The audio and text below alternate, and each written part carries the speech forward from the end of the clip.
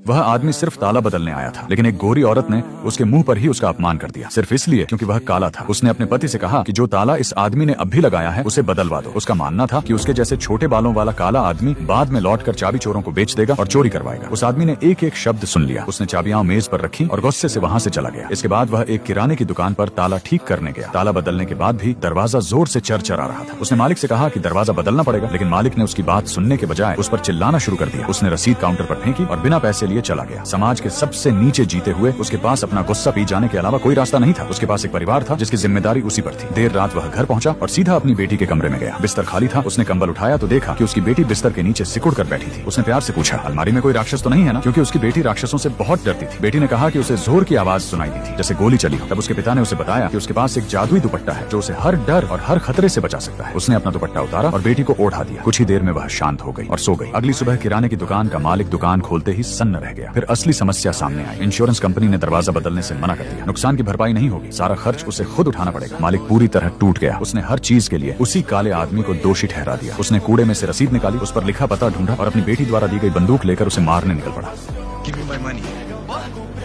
उसकी बेटी ने सब देख लिया। उसने उसे अंदर रहने के लिए चिल्लाया। वह आदमी उसे रोकने की भीख मांगता रहा, अपना बटुआ खाली कर दिया, लेकिन बूढ़ा आदमी गुस्से में अंधा हो चुका था। अचानक उसकी बेटी बाहर निकलकर सड़क के बीच खड़ी हो गई। वह घबरा गया और जोर से चिल्लाया। मालिक रुक गया, सब कुछ जैसे थम गया। तभी बेटी ने कहा, कोई बात नहीं पापा, मैं आपकी रक्षा करूंगी। उसने बेटी की शर्ट उठाई। वह पूरी तरह सुरक्षित थी। दरअसल मालिक की बेटी जानती थी कि उसके पिता का गुस्सा बहुत खतरनाक है, इसलिए जब उसने बंदूक खरीदी थी तो उसमें नकली गोलियां डलवाई थी। वही एक चीज थी जिसने इस भयानक हादसे को होने से रोक लिया।